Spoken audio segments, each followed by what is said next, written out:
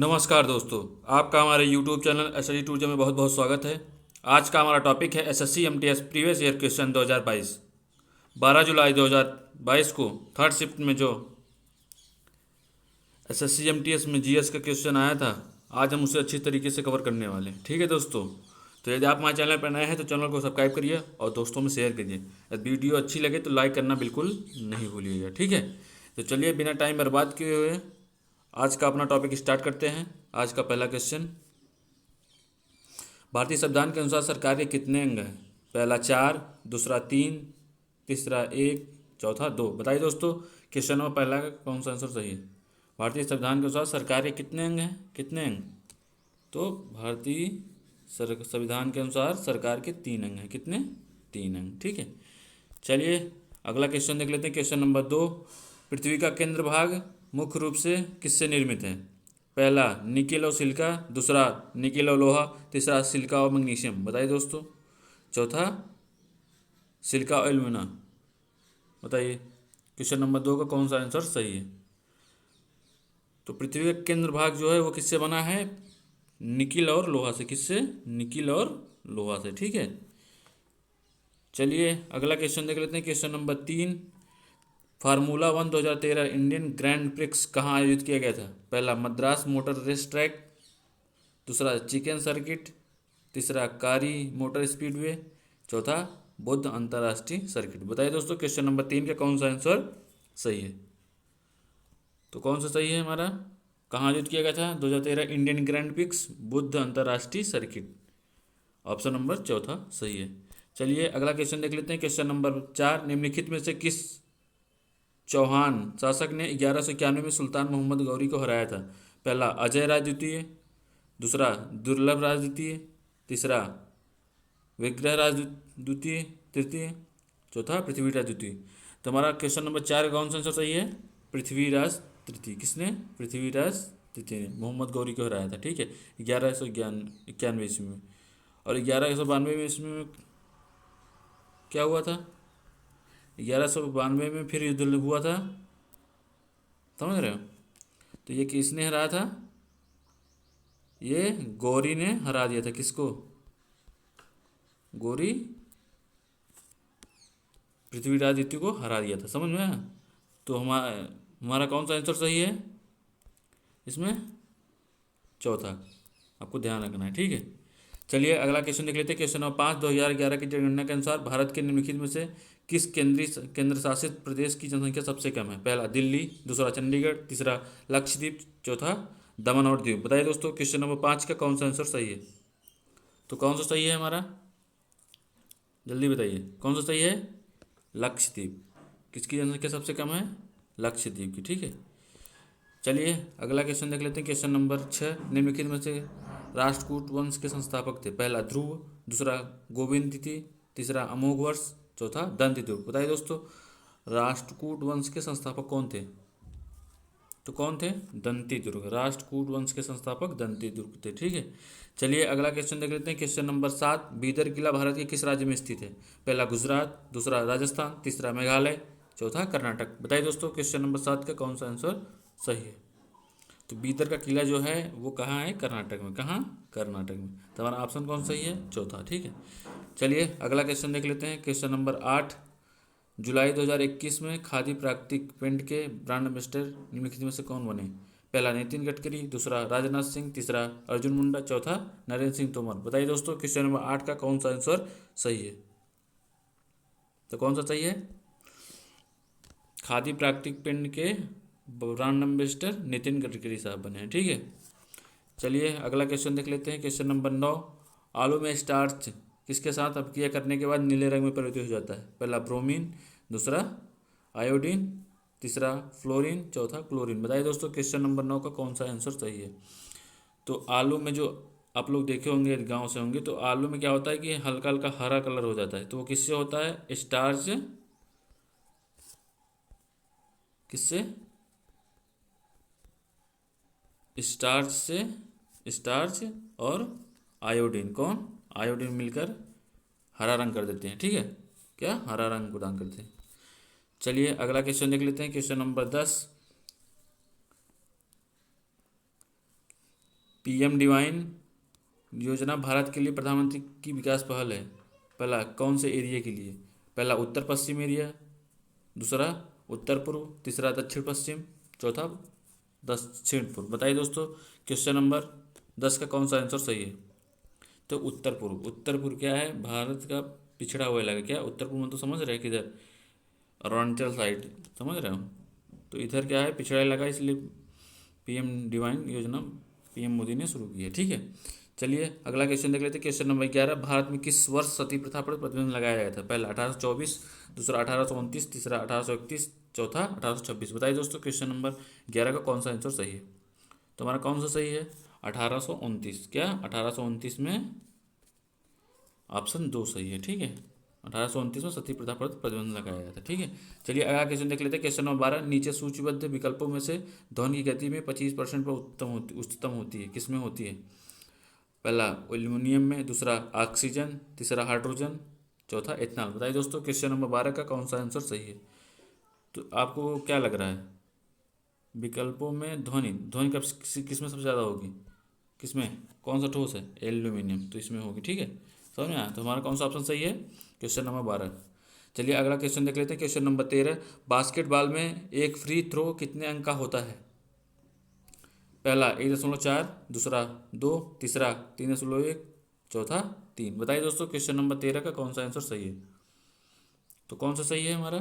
कितना होता है बास्केटबॉल में एक फ्री थ्रो कितने अंक का होता है? भाई एक ही अंक का ना होगा, कितने अंक का होता है? एक अंक का।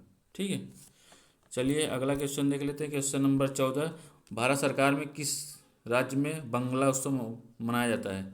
पहला झारखंड, दूसरा गोवा, तीसरा मेघालय, चौथा केरल। बताइए दोस्तों क्वेश्चन नंबर 14 का कौन सा आंसर सही है? भारत में बंगला उत्सव ये मनाया जाता है किसमें? मेघालय। कहाँ? मेघालय में। ठीक है, तो हमारा ऑप्शन तीसरा सही है। ठीक है, चलिए अगला क्वेश्चन देख लेते हैं। क्वेश्चन नंबर 15, भारतीय जनगणना आमतौर पर कितने वर्ष के बाद की जाती है? तो पहला 4 वर्ष बाद, दूसरा 7 वर्ष बाद, तीसरा 10 वर्ष बाद, चौथा 5 वर्ष बाद। तो हमारी जनगणना जो है वो 10 वर्ष बाद। ठीक है, पिछली बार कब हुई थी जनगणना? हमारा 2011 में। कहाँ कब? अब कब होने वाली थी? 2021 में होने वाली थी, लेकिन कोरोना के कारण स्थगित कर दी गई थी। ठीक है, चलिए अगला क्वेश्चन देख लेते हैं। क्वेश्चन नंबर 16, जैसा कि वित्तीय वर्ष 2022 के केंद्रीय बजट में घोषित किया गया था, कारपोरेट अधिभार को 12% घटाकर कितना परसेंट कर दिया गया है? पहला 1%, दूसरा 8%, तीसरा 7%, चौथा 9%। बताइए दोस्तों क्वेश्चन नंबर 16 का कौन सा आंसर सही है? तो कितने परसेंट कर दिया गया है? 12% घटाकर वो 7%। कितने? 7%। ठीक है, चलिए अगला क्वेश्चन देख लेते हैं। क्वेश्चन नंबर 16, उपन्यास द व्हाइट टाइगर वैश्विक दुनिया में भारत के वर्ग संघर्ष का गहरा विनोदी परिप्रेक्ष्य प्रदान करता है। इसे किसके द्वारा लिखा गया है? बताइए किसके द्वारा? पहला विक्रम सेठ, दूसरा अमिताभ घोष, तीसरा शशि थरूर, चौथा अरविंद डीग। बताइए दोस्तों क्वेश्चन नंबर 17 का कौन सा आंसर सही है? तो किसने लिखा है? ये लिखा है अरविंद अडिगा ने। किसने? उपन्यास द व्हाइट टाइगर, ये अरविंद अडिगा ने लिखा है। ठीक है, चलिए अगला क्वेश्चन देख लेते हैं। क्वेश्चन नंबर 18, भगवान खंडोबा से जुड़ा वाक्य मुरली नृत्य मूल रूप से निम्न में से किस राज्य से संबंधित है? पहला बिहार से, दूसरा राजस्थान, तीसरा महाराष्ट्र, चौथा गुजरात। बताइए दोस्तों क्वेश्चन नंबर 4 का कौन सा, क्वेश्चन नंबर 18 का कौन सा आंसर सही है? तो 18 का कौन सा आंसर सही है? बताइए, तो कौन सा सही है हमारा? कहाँ का है ये? कहाँ का? महाराष्ट्र का। कहाँ का? महाराष्ट्र का। ठीक है, चलिए अगला क्वेश्चन देख लेते हैं। क्वेश्चन नंबर 19, निम्नलिखित में से कौन भारत के सर्वोच्च नागरिक सम्मान भारत रत्न से सम्मानित होने वाली पहली गायिका या पहली गायिका है? उस्ताद अली अकबर खान, दूसरा हरिप्रसाद चौरसिया, तीसरा बिस्मिल्लाह खान, चौथा मधुरैस मुख दिवसुबु लक्ष्मी। तो आपको इतना याद रखिए। ठीक है, इतना पर्याप्त है। क्या? दु सुब्बू लक्ष्मी। ठीक है, सुब्बू लक्ष्मी। तो बताइए हमारा कौन सा ऑप्शन सही है? तो कौन सा सही है? 19 का चौथा सही। ठीक है, यदि आप प्रसिद्ध वाद्य यंत्र वादक याद करना चाहते हैं तो आप प्ले लिस्ट में जाइए, STG के करके डली है वीडियो, वहाँ पे आपको पूरा अच्छी तरीके से क्रिटिक के माध्यम से याद कराया गया है। ठीक है दोस्तों, बिल्कुल आपको पूरा याद हो जाएगा, पहले एक बार जाके देखिए। ठीक है, और दोस्तों अपने शेयर करते रहिए। ठीक है, चलिए अगला क्वेश्चन देख लेते हैं। क्वेश्चन नंबर 20, भारतीय संविधान के अनुसार लोकसभा में केंद्र शासित प्रदेशों का प्रतिनिधित्व करने के लिए कितने से अधिक सदस्य नहीं होंगे, मतलब कितने सदस्य होने चाहिए कुल मिला के ये बताइए। पहला 15 सदस्य, दूसरा 30 सदस्य, तीसरा 35 सदस्य, चौथा 20 सदस्य। लोकसभा में केंद्र शासित प्रदेशों का प्रतिनिधित्व करने के लिए कितने सदस्य होने चाहिए बताइए आप लोग। क्वेश्चन नंबर 20 का कौन सा आंसर सही है। तो कितने सदस्य होने चाहिए, 20 सदस्य। कितने, 20 सदस्य, ठीक है।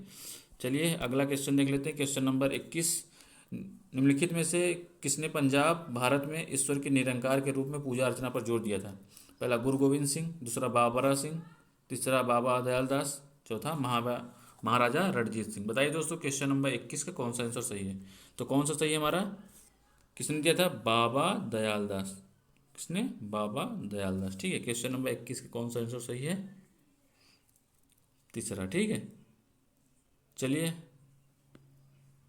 अगला क्वेश्चन देख लेते हैं। क्वेश्चन नंबर 22, निम्नलिखित में से कौन सा टेरिडोफाइटा का उदाहरण नहीं है। पहला इक्विसिटम, दूसरा सिलेंजिनेला, तीसरा ट्रेरिस, चौथा फिनेरिया। तो हमारा इसमें देखिए ये टेरिडोफाइटा का उदाहरण है, ये भी है, ये भी है, ये बस नहीं है, ठीक। तो हमारा इसमें कौन सा ऑप्शन सही है, कौन सा सही है, फ्यूनेरिया, क्या, फ्यूनेरिया, ठीक है। चलिए अगला क्वेश्चन देख लेते हैं। क्वेश्चन नंबर 23, 2011 की जनगणना के अनुसार भारत की साक्षरता दर निम्नलिखित में से किस रेंज में है। पहला 50 से 50%, 55%, दूसरा 30% से 35%, तीसरा 70 से 75%, चौथा 90 से 95%। बताइए दोस्तों क्वेश्चन नंबर 23 का कौन सा आंसर सही है। तो हमारा कौन सा सही है, 70 से 75%। क्या, हमारे यहाँ की जो साक्षरता दर है वो 70 से 75% है। पुरुषों की साक्षरता दर कितनी है आप लोग बताइए। सबसे कम साक्षरता दर वाला प्रदेश कौन सा है, कौन सा है, बिहार। कौन सा, बिहार सबसे कम, ठीक है। और सबसे ज़्यादा कौन सा है, सबसे ज़्यादा बताइए, केरल, ठीक है। ये आपको ध्यान रखना है, ठीक है, अधिक है सबसे। उत्तर प्रदेश का कितना है आप लोग बताइए, ठीक है। चलिए अगला क्वेश्चन देख लेते हैं। क्वेश्चन नंबर 24, इंद्राणी रहमान भारत की किस शास्त्रीय नृत्य से जुड़ी हैं।